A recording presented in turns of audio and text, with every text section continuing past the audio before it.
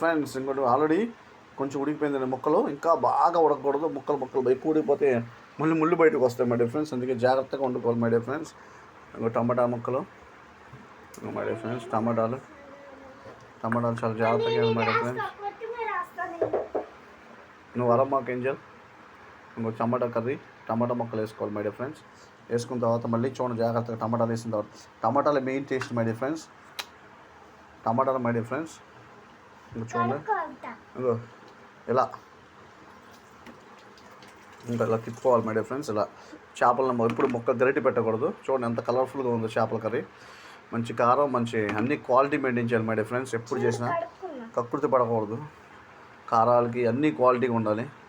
చూడండి టమాటాలు కూడా వెళ్ళిపోవాలి నీట్గా లోపలికి మగ్గిపోవాలి.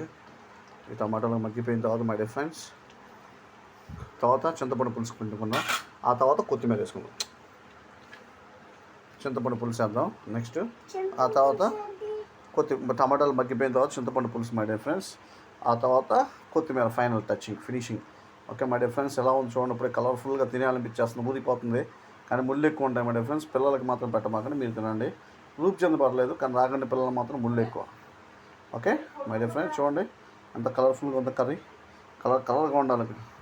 ఆ వాసన కూడా చూడండి అంత జాగ్రత్తగా చేయాలి మై డియర్ ఫ్రెండ్స్. చూడండి ఫ్లేమ్ కూడా చిన్నది. అసలు మెయిన్ ఫ్లేమ్ ఎప్పుడు చిన్నగా పెట్టుకోవాలి. లేట్ అయినా పర్లే కానీ ఫ్లేమ్ మాత్రం చిన్నగా ఉండాలి.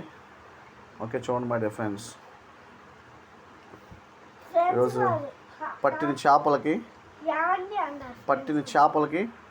చూడండి కూర. చూడండి మై డియర్ ఫ్రెండ్స్ ఎలా ఉన్నాయో కర్రీ.